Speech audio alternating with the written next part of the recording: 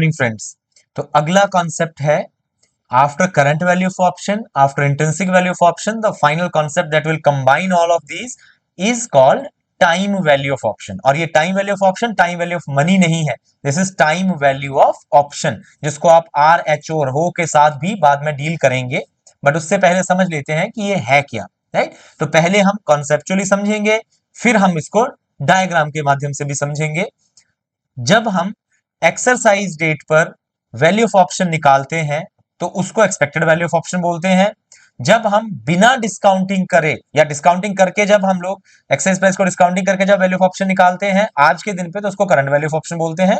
और बिना डिस्काउंट करे अगर आज के दिन पे आज के एक्चुअल मार्केट प्राइस और आज के एक्सरसाइज प्राइस को कंपेयर करके वैल्यू ऑफ ऑप्शन निकाला जाता है तो उसको इंट्रिंसिक वैल्यू ऑफ ऑप्शन बोला जाता है। ये हम डिटेल में सीख चुके हैं, अगर आपने वो वीडियोस नहीं देखी हैं तो जरूर पहले वो वीडियोस देख के आइए ताकि आप इजीली इस कॉन्सेप्ट को अंडरस्टैंड कर सकें। और इसके बाद लास्ट कॉन्सेप्ट आता है that is called time value of option. Similar तरीके से आज की डेट है स्पॉट डेट और एक डेट है exercise date, right. Actual market price आपके पास आज का दे रखा है, राइट। और कहीं ना कहीं एक्सरसाइज प्राइस भी अगर आज का आपने लिया और निकाला वैल्यू ऑफ ऑप्शन तो उसको बोल देंगे हम लोग intrinsic value, right. On the similar note, अगर आपने एक्सरसाइज डेट का एक्चुअल मार्केट प्राइस लिया, एक्सरसाइज डेट की अगर आपने एक्सरसाइज प्राइस होता ही है और एक्चुअल मार्केट प्राइस लिया और फिर कंपैरिजन करके अगर वैल्यू ऑफ ऑप्शन निकालते हो तो उसको बोलते हैं हम लोग एक्सपेक्टेड वैल्यू ऑफ ऑप्शन। और इन दोनों के बीच में डिफरेंस रहेगा, उस डिफरेंस को बोला जाता है टाइम वैल्यू ऑफ ऑप्शन, उसको बोला जाता है टाइम वैल्यू। अब इससे रिलेटेड कुछ important point, number one, time value of option is always positive before exercise date. ये हमेशा एक्सरसाइज डेट से पहले पॉजिटिव रहेगी। On exercise date time value of option is always zero, क्योंकि एक्सरसाइज डेट पर जो इंट्रिंसिक वैल्यू है वही आपकी वैल्यू ऑफ ऑप्शन है, right. Third, intrinsic value of option plus time value of option is equal to expected value of option. ये तीन crux हमेशा याद रखने हैं। अब इसको ही एक चौथा पॉइंट भी छोटा सा, higher is the time to expiry, higher is the value of option. जितना टाइम ज्यादा होगा उतना time value of option change के चांसेस ज्यादा होंगे। अब इसको एक डायग्राम से माध्यम से समझते हैं। हमारे पास ये है करंट वैल्यू ऑफ ऑप्शन और टाइम टू एक्सपायरी इस तरफ को, और एक्सपेक्टेड वैल्यू ऑफ ऑप्शन।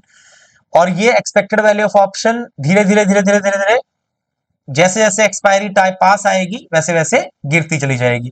और ये जो करंट वैल्यू ऑफ ऑप्शन और एक्सपेक्टेड वैल्यू ऑफ ऑप्शन के बीच का डिफरेंस है, इसी को ही हम लोग टाइम वैल्यू ऑफ ऑप्शन कहते हैं। और जैसे जैसे एक्सपायरी पास आएगी हमेशा कम होता चला जाएगा और लास्ट डेट पर इंट्रिंसिक वैल्यू ऑफ ऑप्शन और एक्सपेक्टेड वैल्यू ऑफ ऑप्शन और वैल्यू ऑफ ऑप्शन हमेशा बराबर रहेगी। और लास्ट डेट पर आपकी टाइम वैल्यू ऑफ ऑप्शन हमेशा जीरो होगी, क्योंकि उसके बाद उसमें कोई चेंज पॉसिबल नहीं है। एक लेमैन की तरह से समझना हो अगर इस कॉन्सेप्ट को, तो ये क्या है कि आज आप जितना फायदा सोच सकते हैं, अगर आज की आज एक्सरसाइज हो जाए तो जो फायदा सोच सकते हैं, आने वाले टाइम तक फ्यूचर में वो प्राइसेस चेंज भी हो सकते हैं और उसकी वजह से जो एडिशनल बेनिफिट आप सोच रहे हैं अपना, उसी को ही टाइम वैल्यू ऑफ ऑप्शन कहा जाता है। एक एग्जाम में क्वेश्चन आता है जो समझना बहुत मुश्किल हो जाता है कई बार, कि अगर एक ऑप्शन आज आउट ऑफ द मनी है, मतलब आज उसमें कोई बेनिफिट नहीं दिख रहा, तो भी उसकी जो मार्केट प्राइस या वैल्यू ऑफ ऑप्शन होगी, एक्सपेक्टेड वैल्यू ऑफ ऑप्शन होगी, वो हमेशा पॉजिटिव होगी। क्यों? Due to the time value of option, क्योंकि आज फायदा शायद नहीं दिख रहा। मान लीजिए आज 1 किलो प्याज का प्राइस है मार्केट में 60 रुपए, मेरे पास एक्साइज प्राइस है 70 रुपए, है तो आज कोई फायदा नहीं, आज तो फाड़ के फेंक देंगे हम लोग।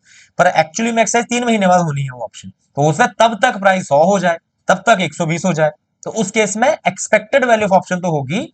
और एक्सपेक्टेड वैल्यू ऑफ ऑप्शन और इंट्रिंसिक वैल्यू ऑफ ऑप्शन का डिफरेंस ही क्या है हमारा, टाइम वैल्यू ऑफ ऑप्शन। और इसके बेस पे केस स्टडीज करेंगे डिटेल में। बने रहिए मेरे साथ, सीखते रहिए फाइनेंस को सबसे आसान अंदाज में बिना किसी फॉर्मूलाज के। Thank you so much.